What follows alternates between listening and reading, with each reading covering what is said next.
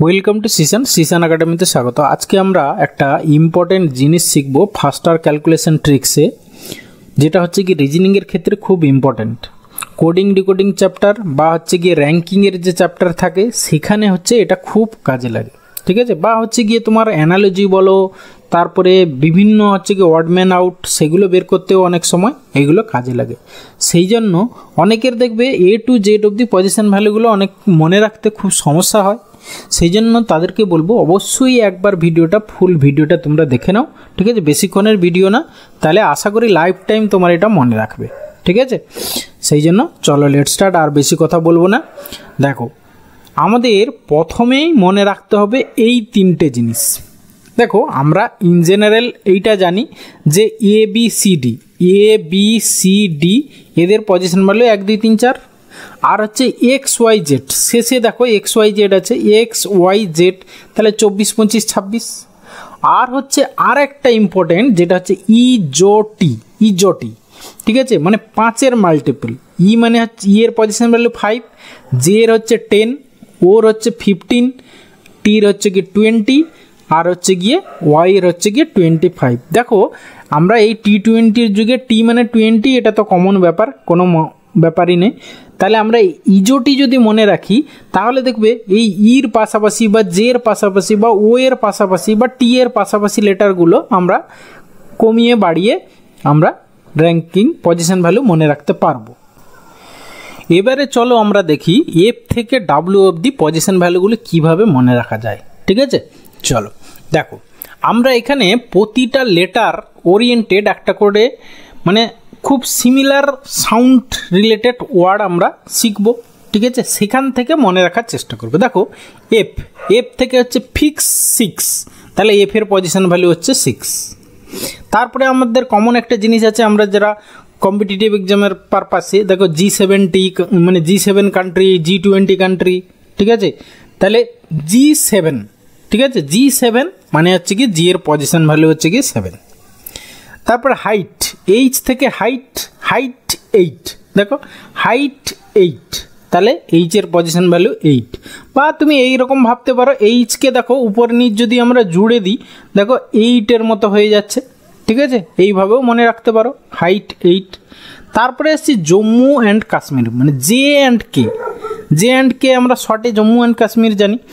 তাহলে জম্মু অ্যান্ড কাশ্মীর যেখানে হচ্ছে গিয়ে প্রতিদিন 10-11 রাউন্ড গুলি কোনো ব্যাপারই নয়। তাহলে এই যে 10-11, জে মানে 10, কে মানে হচ্ছে গিয়ে 11, জে মানে 10, কে মানে হচ্ছে 11, এইভাবে মনে রাখতে পারো। আদারওয়াইজ আমরা ইজোটির জে মানে হচ্ছে গিয়ে 10, তাহলে কে হচ্ছে গিয়ে 11, এইভাবে মনে রাখতে পারো, ওকে। এরপরে আসছি দেখো লায়ন, এল মানে হচ্ছে লায়ন যদি তোমার সামনে চলে আসে তাহলে তোমার 12টা বেজে যাবে, ঠিক আছে। আত্মারাম খাঁচা ছেড়ে যাবে, ঠিক আছে। তাহলে হচ্ছে কি লায়ন যদি আমার সামনে চলে আসে 12টা বেজে যাবে, তাহলে লায়ন মানে এল থেকে 12, তাহলে এল এর পজিশন ভ্যালু হচ্ছে কি 12, ওকে। তারপরে দেখবে যারা একটু প্রেম করো তাদের ক্ষেত্রে মেরা তেরা, এম মানে ঠিক আছে মেরা, আর টি মানে হচ্ছে তেরা, ঠিক আছে। তাহলে এম এর পজিশন ভ্যালু 13। মানে এইটা জাস্ট আমি হাসি মজাক ছলে মনে রাখার জন্য, ঠিক আছে, আর কিছুই না। এরপরে এম এর পরে যেহেতু এন, তাহলে হচ্ছে কি এম আর এন এর পজিশন ভ্যালু অবভিয়াসলি 14 হয়ে যাবে, কোনো মনে রাখার কোনো ব্যাপারই নেই। আর হচ্ছে গিয়ে দেখো ও হচ্ছে কি আমরা ইজোটি থেকে ও নিয়ে নাও, ও মানে হচ্ছে কি 15, ঠিক আছে। ইজোটির ও থেকে 15। এবার ও যদি জানো তাহলে পি এর ভ্যালু হচ্ছে গিয়ে কত হবে, তাহলে 15 + 1 ও পি, তাহলে পি হচ্ছে গিয়ে 16, ঠিক আছে। ওই জন্য বলছি ইজোটি থেকে তুমি অনেকগুলো লেটারের পজিশন ভ্যালু কিন্তু ডিরাইভ করতে পারবে, ঠিক আছে। এরপরে আসবো কিউ মানে হচ্ছে কোশ্চেন মানে হচ্ছে স্টুডেন্টদের ক্ষেত্রে খাতরা মানে হচ্ছে 17, এই যে খাতরা 17 সেইভাবে মনে রাখো, তাহলে কিউ = 17, ওকে।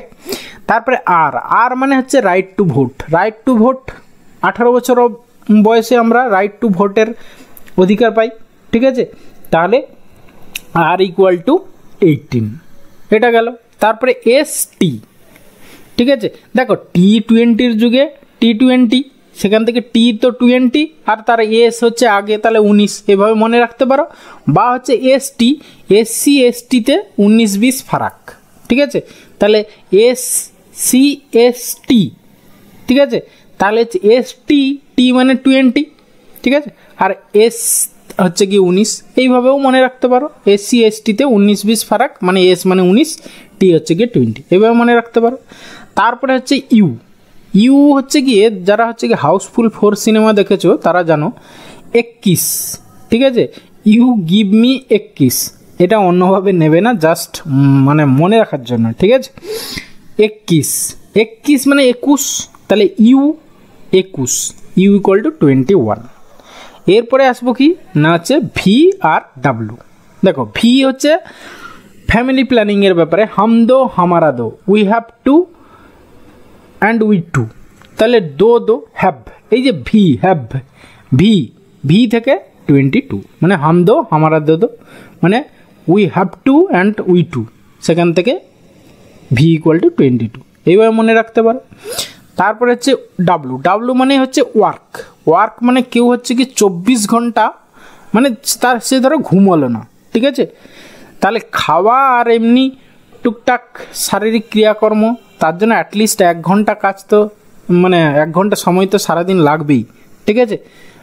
তাহলে ডাব্লু মানে ওয়ার্ক, কেউ হচ্ছে 24 ঘন্টা কাজ করতে পারবে না, তাহলে ডাব্লু হচ্ছে 24 - 1 মানে হচ্ছে কি 23, তাহলে ডাব্লু ইকুয়াল টু, এইভাবে মনে রাখো যে মানে অ্যাটলিস্ট 1 ঘন্টা তোমার অন্যান্য কাজের জন্য লাগবে, খাওয়া অ্যাটলিস্ট অন্যান্য কাজের জন্য লাগবে, সেই জন্য 24 ঘন্টা কেউ কাজ করতে পারবে না, তাহলে ওয়ার্ক হচ্ছে 23 ঘন্টা। তাহলে এইভাবে আমরা মনে রাখলাম কি না এ থেকে জেড অবধি পজিশন ভ্যালু। দেখো এইভাবেও অ্যাট এ গ্ল্যান্স তাহলে আমরা মনে রাখছি। তাহলে হচ্ছে বা অনেকে এইভাবেও লিখে নিতে, আমিও যখনই এই ট্রিকগুলো জানতাম না তখন এইভাবে করতাম, পরীক্ষা হলে তাড়াতাড়ি করে কি করে লিখে নিতাম, এ থেকে এম, তারপরে ঘুরিয়ে এন থেকে জেড, ঠিক আছে। তাহলে এখান থেকে আমরা অপোজিট লেটারগুলোও পেয়ে যেতাম, আর হচ্ছে গিয়ে একটু গুণে এদিক ওদিক করে আমরা পজিশন ভ্যালুগুলো পেয়ে যেতাম। বাট এতে অনেক সময় লাগবে, তোমাকে লিখতে হবে, প্রতিটা পেজে তো আর লিখতে পারবে না, হ্যাঁ। যখনই কোশ্চেনটা আসবে এতটা লিখে করতে অনেক সময় চলে যাবে, ঠিক আছে। সেই জন্য আমি এই যে আগের যেগুলো বললাম সেইগুলো তোমাকে মনে রাখতে হবে, ঠিক আছে। বিশেষ করে ইজোটিটা মনে রেখে সেখান থেকে করতে পারো, না হলে এই যে ভিডিওটা বা এইগুলো তুমি খাতায় লিখে নাও, ঠিক আছে।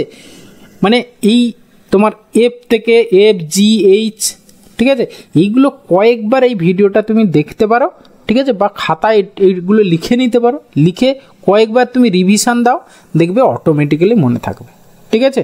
এটা কোনো ব্যাপারই না, আর এটা কিন্তু খুব জরুরি কোডিং ডিকোডিং ক্ষেত্রে, বা হচ্ছে গিয়ে তোমার অড ম্যান আউট, অ্যানালজি, ঠিক আছে, বা হচ্ছে গিয়ে র্যাঙ্কিং চ্যাপ্টার যেখানে, হ্যাঁ, ধরো সেই বলে না যে ধরো মানে র্যাঙ্কিং একটা চ্যাপ্টার আসবে দেখবে, হ্যাঁ, যে বাম দিক থেকে সেকেন্ড লেটারের, ডান দিক থেকে এত নম্বরের লেটারের এত নম্বর, সেইগুলো কিন্তু গুনতে করলে কিন্তু অনেক সময় চলে যাবে। সেইগুলো এইভাবে যদি তুমি পজিশন ভ্যালু তোমার মনে থাকে তাহলে করতে কিন্তু খুব সুবিধা হবে ওই কোশ্চেনগুলো সলভ করতে, ওকে।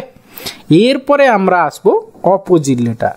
এক্ষেত্রে আমি একটা মজার গল্প বলবো, ঠিক আছে। গল্পটা লিখে দিয়েছি এখানে, কিন্তু এখানে হ্যাঁ আমি নিচেই লিখে নিচ্ছি, note please don't take it personal. কারো যদি নামের সঙ্গে সাদৃশ্য হয়ে যায় এটাকে অন্যভাবে নেবে না, ঠিক আছে। জাস্ট আমাদের এখানে মজার মনে রাখার জন্য আর কি, ঠিক আছে। দেখো এই গল্পটা তুমি যদি একবার পড়ো কিন্তু ভোলার কোনো ব্যাপারই না। দেখো এখানে হচ্ছে কি বলেছে, আজিজ নামের এক বয় ছিল, ঠিক আছে। আজিজ নামের এক বয় ছিল, সে ক্র্যাক্স আর হচ্ছে ডিউ, মাউন্টেন ডিউ যেটা হচ্ছে গিয়ে কোল্ড ড্রিঙ্কস বলে, ইত্যাদি ইত্যাদি, সেই ক্র্যাক্স আর ডিউ তার খুব ভালো লাগতো, ঠিক আছে। তার একদিন কি ছিল, EVS-এর এক্সাম ছিল, কিন্তু তা সত্ত্বেও সে ফালতু নামের একটা মুভি, ফালতু একটা সিনেমার নাম আছে, পুরনো একটা সিনেমা, সেখানে হচ্ছে ফালতু নাম ছিল, যাই হোক সেই ফালতু নামের একটা সিনেমা দেখতে চলে যায়। ও নিজেকে গ্রেট ভাবতো, ঠিক আছে, গ্রেট মানে মহান, মানে অহংকার এরকম ব্যাপার, হ্যাঁ, গ্রেট ভাবতো, কারণ তার HS আর ইন্টারে খুব ভালো মার্কস ছিল, ঠিক আছে। বলছে আমার HS ইন্টারে প্রচুর মার্কস আছে, কোনো ব্যাপার নেই, EVS-এর এক্সাম সবাই, একটা সময় ছিল, এখন সাপ্লির ব্যাপার চলে এসছে, বাট আগে কিন্তু এই সাপ্লি সিস্টেম আমাদের সময় ছিল না। ফলে কি হতো, এই EVS বা ইংলিশ বেঙ্গলিতে যদি তোমার গ্র্যাজুয়েশনে একবার ফেল করে যাও, ব্যাস 1 বছর ল্যাপস, ঠিক আছে। সেই জন্য আগে এই সিস্টেমটা ছিল। যাই হোক, সে নিজেকে গ্রেট ভাবতো, কারণ এইচএসে আর ইন্টারে তার প্রচুর মার্কস ছিল। ঠিক আছে, এবার কি অহংকার মানেই পতনের কারণ, তাই সে ফেল করলো। এবার বাড়ির লোকটা ভাবলো ছেলেটা বকে গেছে, এর বিয়ে দিয়ে দাও, এর দ্বারা আর কিছু হবে না, এ শুধরাবে না। ঠিক আছে, এবার বিয়ে ঠিক হলো কার সঙ্গে না, জংলি কুইন। ঠিক আছে, যাই হোক তার ডাক নাম হোক বা হচ্ছে গিয়ে যাই হোক, জংলি কুইনের সঙ্গে তার বিয়ে ঠিক হলো। বিয়েতে কি না হচ্ছে গিয়ে কী কী লাগে দেখো, কুর্তা পাজামা লাগবে, লোটো জুতো, লোটো মানে একটা কোম্পানির নাম। ঠিক আছে, জুতোর কোম্পানি লোটো জুতো অবশ্যই লাগবে। এবার বিয়ের পর সে কি বয় থেকে ম্যান হয়ে গেল। ঠিক আছে, তাহলে এইখানে দেখো যে আমি মানে হাইলাইট করা আছে যে লাল অক্ষরে, ঠিক আছে, রেড কালারে করে দেখো আজিজ। তাহলে এইখান থেকে আমরা দেখো এ জেড, আজিজের এ জেড, বয়ের বি ওয়াই, ক্র্যাক্সের সি এক্স, ডিউয়ের ডি ডাব্লিউ, ইভিএসের ইভি, ফালতুর এফ ইউ, গ্রেটের জিটি, এইচএসের এইচএস, আইর ইন্টারের আইআর। ঠিক আছে, তারপরে জংলি queen J Q, kurta pajama KP, লোটো জুতো এল ও, আর এম এন ম্যানের এম এন। তাহলে এইখানেই দেখো এই ওয়ার্ডগুলো মনে রাখলেই তোমার অপোজিট লেটারগুলো মনে রাখার কোনো ব্যাপারই না।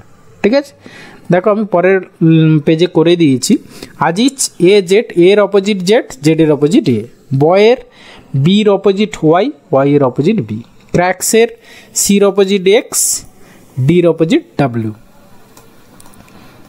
ঠিক আছে, তারপরে দেখো ইভিএস, তাহলে ইর অপোজিট ভি, ভির অপোজিট ই, ফালতু এফ এর অপোজিট ইউ, ইউ এর অপোজিট এফ, তারপরে গ্রেট জির অপোজিট টি, টির অপোজিট জি। তারপরে দেখো এখানে এইচএস, এইচ এর অপোজিট এস, এস এর অপোজিট এইচ। তারপরে হচ্ছে ইন্টার। ঠিক আছে, ইন্টার মানে মাধ্যমিক যেটা সেটাকে বলে ইন্টার, আগে ছিল। আইর অপোজিট আর, আর এর অপোজিট আই। তারপরে জংলি কুইন, জে এর অপোজিট কিউ, কিউর opposite J. Kurta pajama K এর অপোজিট পি, পির অপোজিট কে। তারপরে লোটো জুতো এল এর অপোজিট ও, ওর অপোজিট এল। তারপরে ম্যান, এম এর অপোজিট এন, এন এর অপোজিট এম। ব্যাস এই গেল। ঠিক আছে, তাহলে এইভাবে তোমরা মনে রেখো। ঠিক আছে, তাহলে আমাদের প্রতিটা অ্যালফাবেটসের পজিশন ভ্যালু এবং অপোজিট লেটার অবশ্যই মনে রাখতে হবে যদি তুমি সিরিয়াস কম্পিটিটিভ এক্সাম অ্যাসপিরেন্ট হও। ঠিক আছে, তাহলে এইভাবে তোমরা মনে রাখবে প্রতিটা লেটারের পজিশন ভ্যালু এবং opposite letter. Okay, thank you ভিডিওটা শেষ পর্যন্ত দেখার জন্য। আশা করি ভালো লাগলো, তাহলে অবশ্যই একটা লাইক করো, বন্ধুদের সঙ্গে শেয়ার করো, আর চ্যানেলে নতুন হলে অবশ্যই সাবস্ক্রাইব করো। ওকে, ভালো থাকবে, বাই।